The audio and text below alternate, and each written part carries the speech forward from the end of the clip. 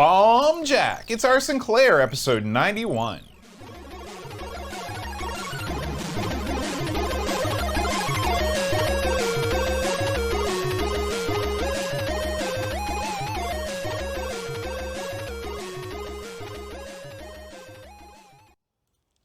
Hi everybody, welcome to our Sinclair. I'm John. And I'm Aaron. And today, Aaron, we're talking about Bomb Jack. All right, Bomb Jack. Bomb Jack. Yeah. Yeah. The old Bomb Jack. We've been on this road a few times now, haven't we? You know, when you hear the name Bomb Jack, Yeah. what immediately pops into your mind? This game. Yeah. Does it fill you with delight? No, I mean, listen, this is one of those games. Like, okay. Oh, I'm going to set the stage you here. just Yeah. cut me What off you were right about to there. say is not important. All right. Okay, let's say you walk into an arcade, Yeah. okay, and lined up against the wall. You got Ms. Pac-Man, Yeah. Donkey Kong, Yeah. Mr. Do, Yeah. and Bomb Jack. Yeah. Where's Bomb Jack going to go on your playlist? Very last the game on the playlist there, Bode.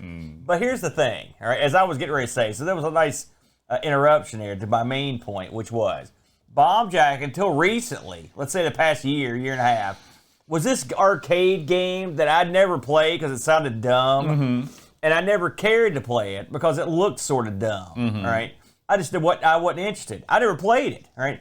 But this year, I have gotten a chance to play it on multiple systems now and understand what it is. So at least now there's no longer this void in my arcade knowledge. This is where Bomb Jack. There's some games like that. You see them, they've been around forever, and you're like, hey, like Guzzler or something. A game like that, not everyone would know about. Or Action Fighters, another one that we covered. It was just like no one cares about it. It's in the arcade, but doesn't necessarily warrant a port. Right. Do you think Bomb Jack, the arcade game, warranted a porting to all these machines? Well, I think that it has something that lots of porters wanted.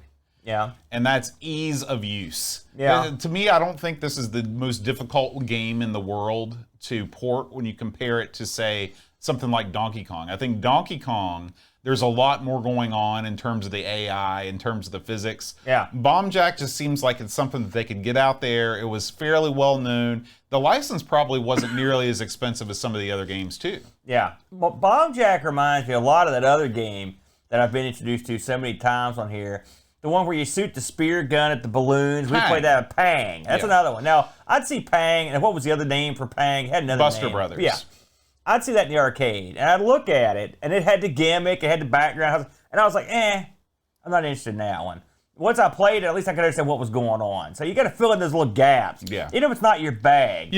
It's funny you bring up Pang, Yeah. Bomb Jack. These are games that are pretty well known for having these trip around the world feel to them. Yeah. Where you're visiting different locales.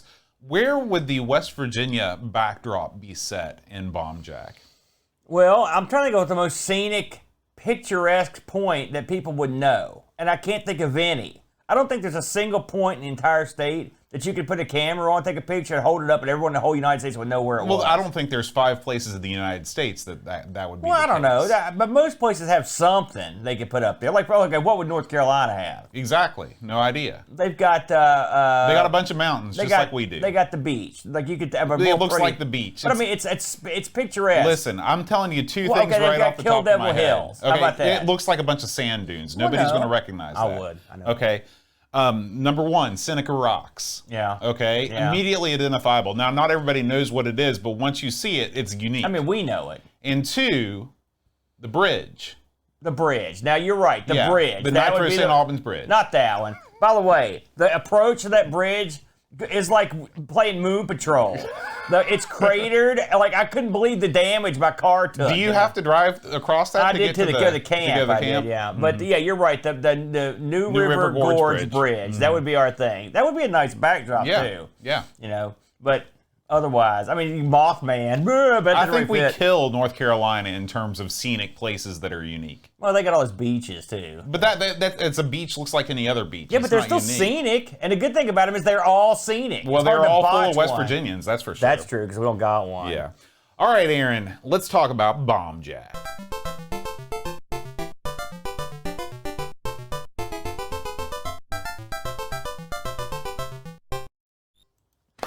That had some awesome music I don't remember being in this release Yeah. of Bomb Jack. The 48K Spectrum, not quite capable of producing those exact tones. However, there is a little bit of background music in this game, if you can call the sounds of the bounding leaps of Mr. Jack. Yeah, I don't call that music. Oh. I call that broop, broop, blops and bloops is what I call that, Bodes. Yeah, there's no music in this to speak of. Had to put something there, didn't you? Don't have just empty nothing. Yeah, and speaking of not having empty nothing, before we move on, it's time to give a shout out to Clive's Club, Aaron. They're the group that picked this game for us.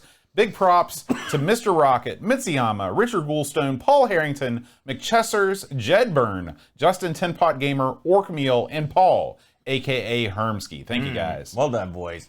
So, Boat, we have played Bomb Jack now on the Amiga, and then we're having our turn over here at ARG Sinclair.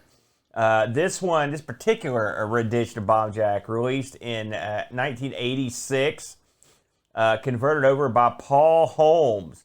Now listen to Paul Holmes, some of the stuff he's worked on, we've played. Get this. He did a lot of stuff on the old Amiga. Hunter. Yeah, we love that game. No Excuses. Spitting Image. We hated that game. Was not that great. was horrible. True Pursuit, Power Play. Remember Trivial Pursuit on the ST? Yes. Yeah, I do. He also worked on Bomb Jack 2 and Frank Bruno Boxing. And I looked, he did a lot of quality assurance testing for about 1 million games. I don't know if that's how he broke in or it's what he ended up doing. This also was worked on by Andrew G. Williams. Andy Williams. Yeah, he worked on Paperboy on the Amiga. And he did a lot of CPC stuff, including Airwolf, one of the games that we... Dragon's Lair for the Super Nintendo. Ooh.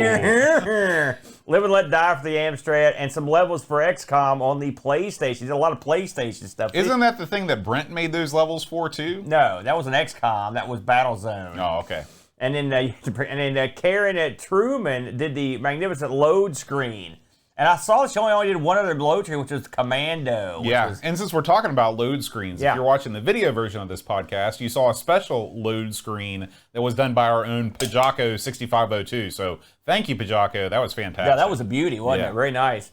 The original price for this bad boy, £7.95. Okay, mid-price. Yeah. A 2-player hot seat excursion into the 48K realm of the ZX. The usual suspects. Now, this got released for 1 million different machines. I was stunned at this, really. Listen to these releases. Aside from the Amstrad, you had the Atari ST, the Commodore 16, the Plus 4, the 64, the Game Boy. It got a phone release, the old J2ME, MoFin, the Nintendo Switch, the PC-88, the 98, the PS4, the SG-1000. Boy, you guys should spin the wheel on ports on this game on ARG. I mean, it is a lot of ports. What is the MoFun? I don't know what. Listen, you know it's good because it's more fun than everything else, brother. Yeah. This was based on the arcade game. Now, I didn't know. I don't think I ever looked this up and looked into it like I did this time. Produced by an outfit called Tekken, T-E-H-K-A-N, Tekken. This eventually became Tecmo. Yeah, all right? Tecmo sounds cooler. You got that right. Designed by Michitaka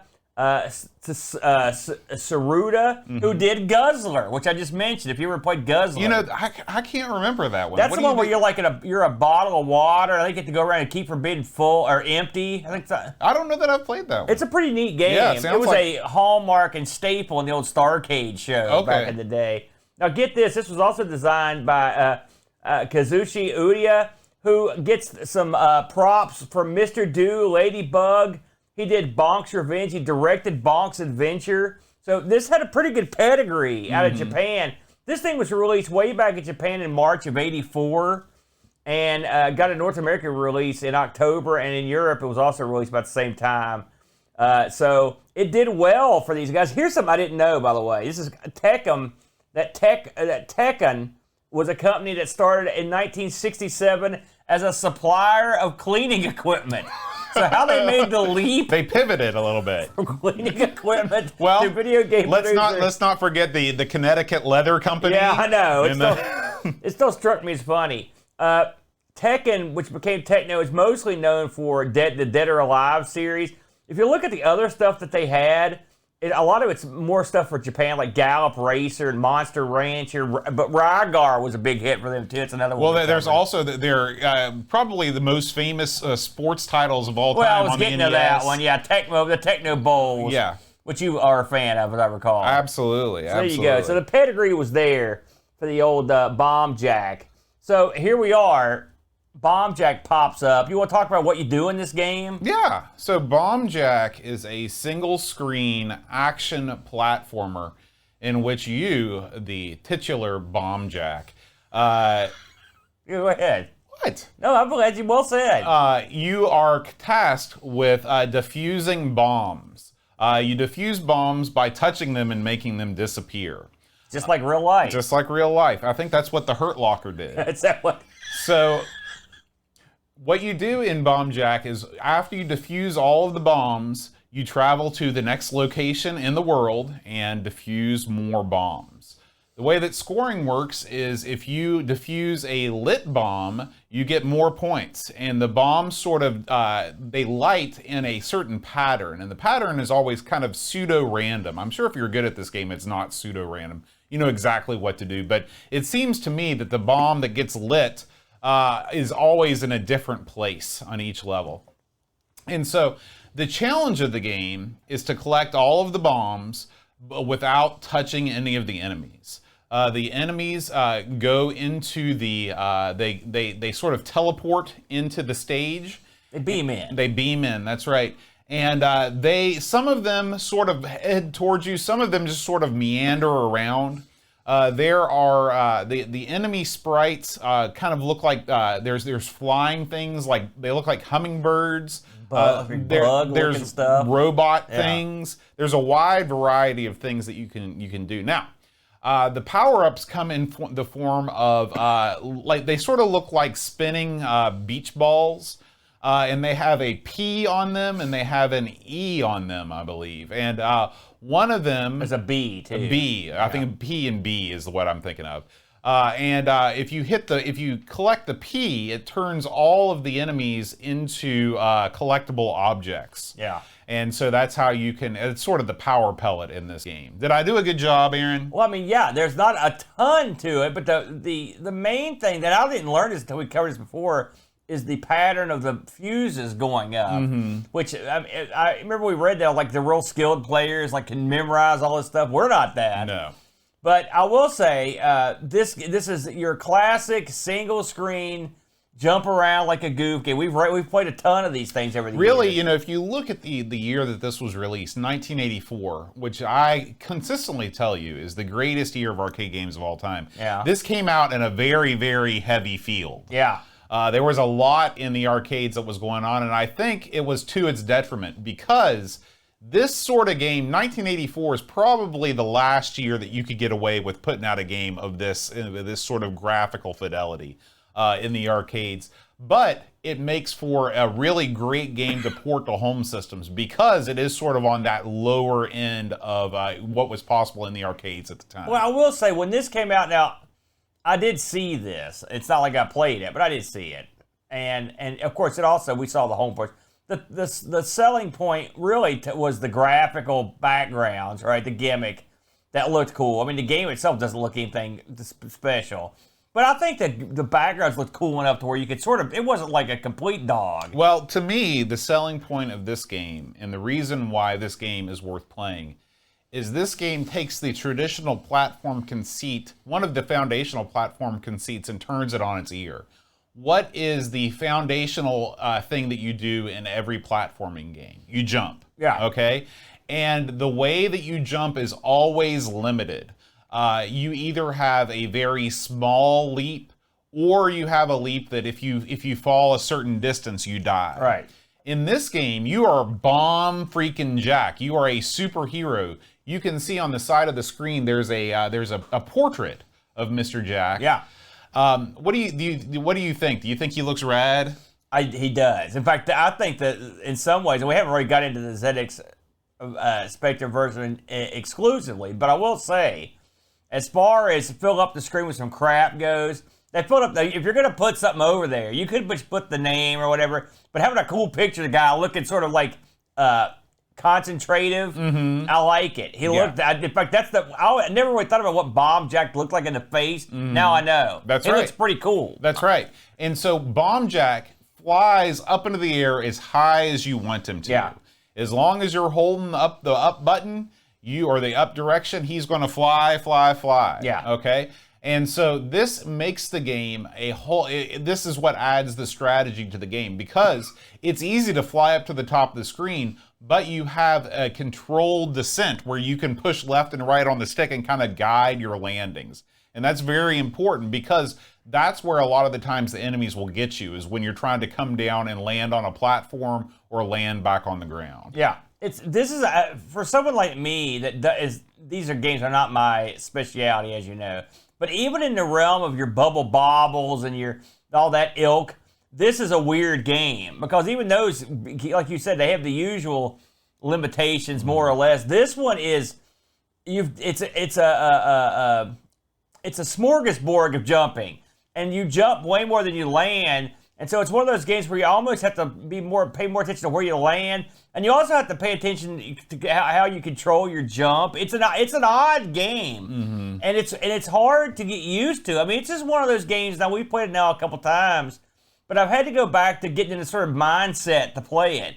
But I mean, it is. I will say, it gives you a different feeling too than the other games, which is a good thing. It's unique in that area to have you jump around.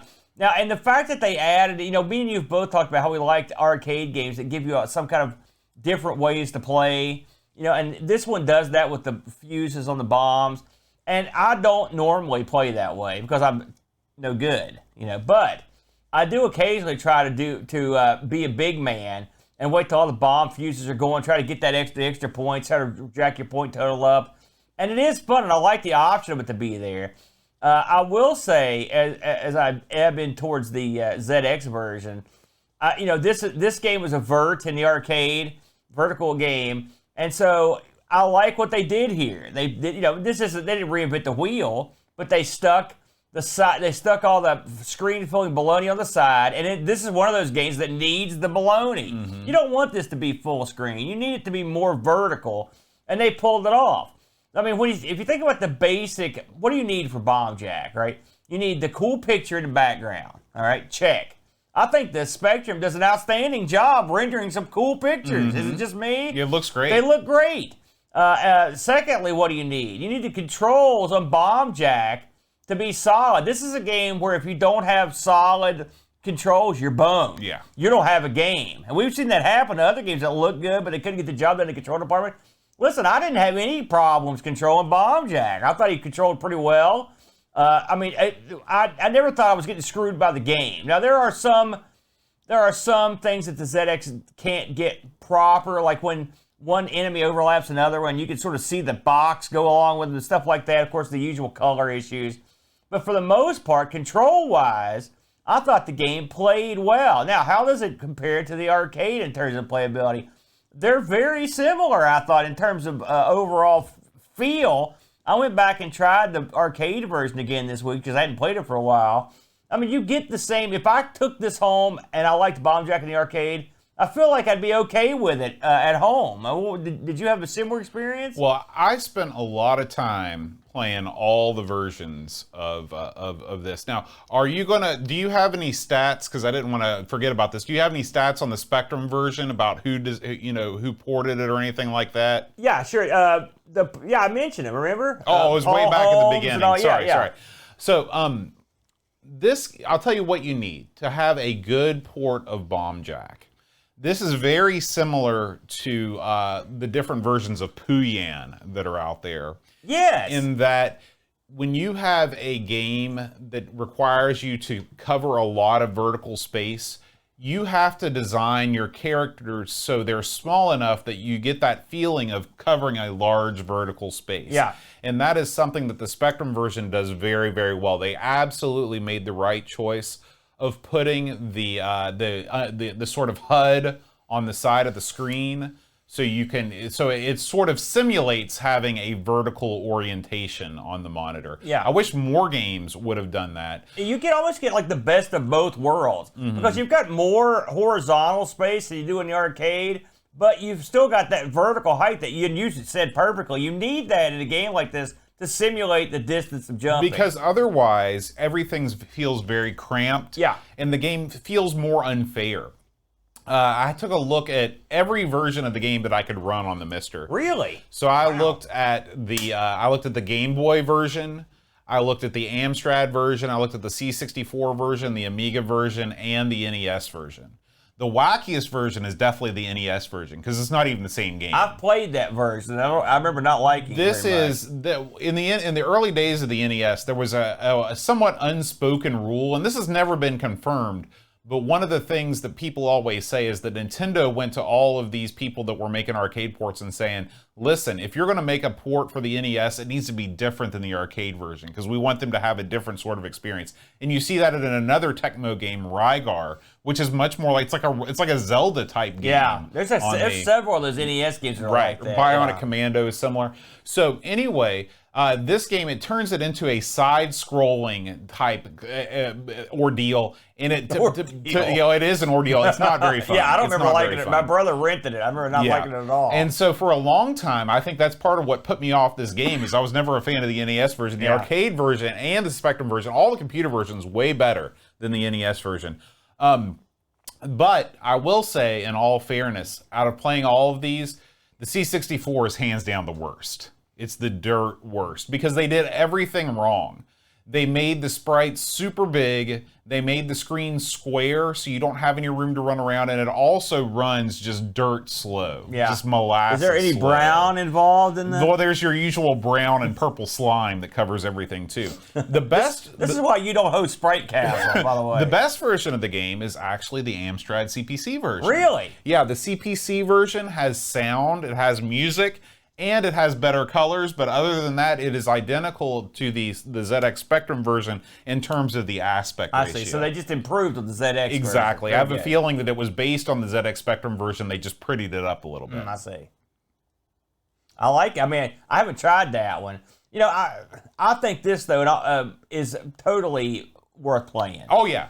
This and Rainbow Islands, it's neck and neck for the best arcade port on the ZX Spectrum. Yeah, and this is the kind of game that ZX can pull off in its sleep. This is one game. And again, it also, a lot of it goes down to the people that put it together. I mean, like I said, this is, when you have a goal that is obtainable, it gives you a chance to put something together that, that you can be proud of. Yeah, and I mean, that's the thing. I think with a game like this, they didn't spend a lot of development time in trying to fit, or how do we reimagine this game so it fits on the Spectrum? They could pretty much just say, let's just do what the arcade game does on the Spectrum, and they pulled it off. Were there anything you didn't like about it?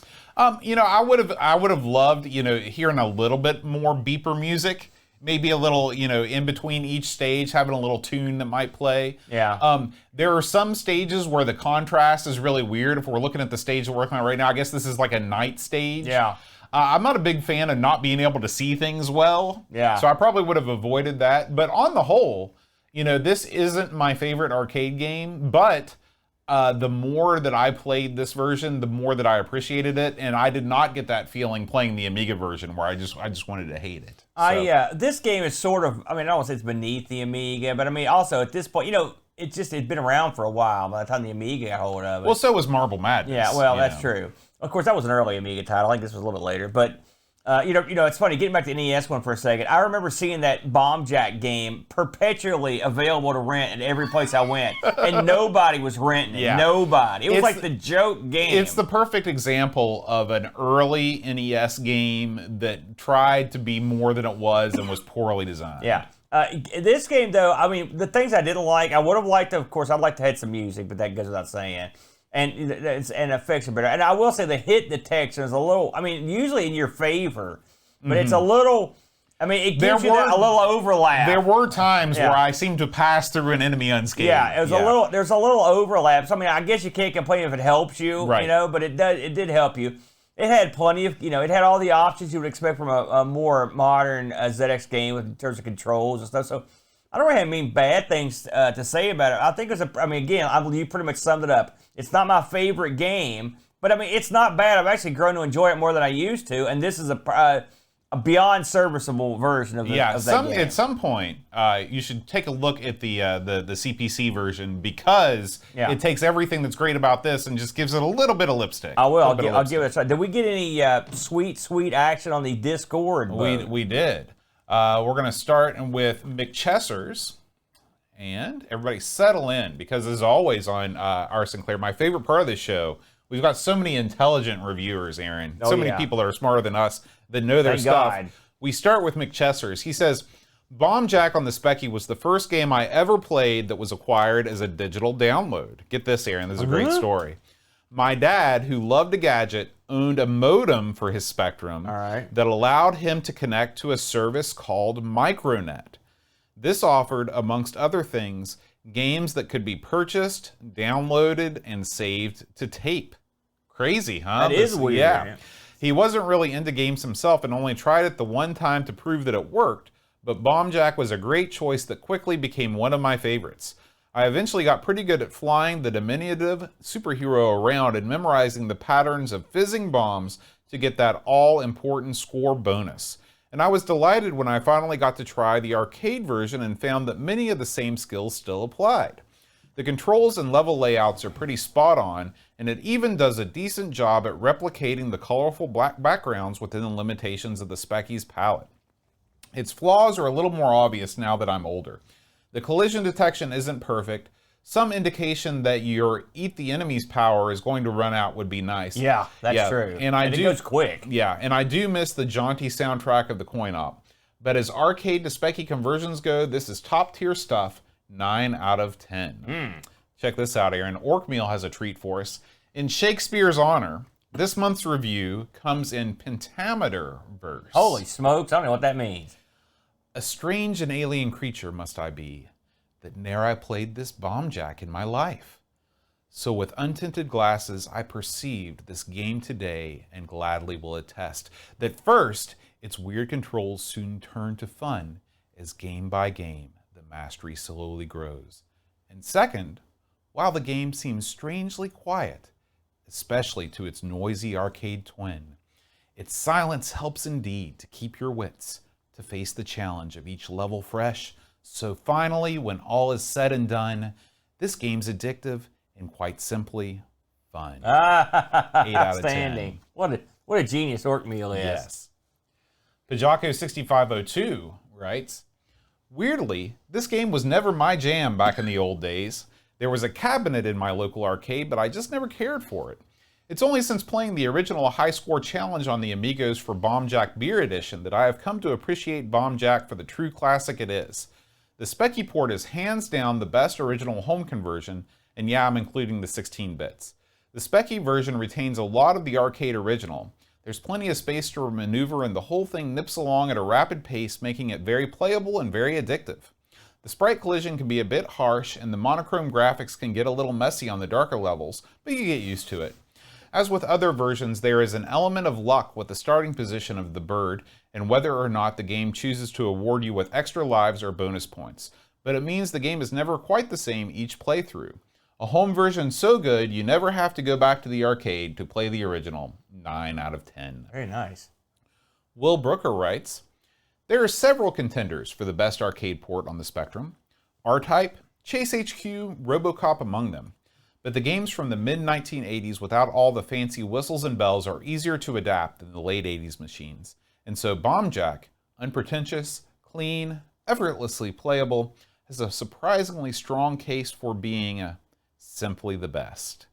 The original has the feel of an overground dig dug, with jumping replacing drilling, and the bonus pill that turns your enemies into targets gives it a Pac-Man element.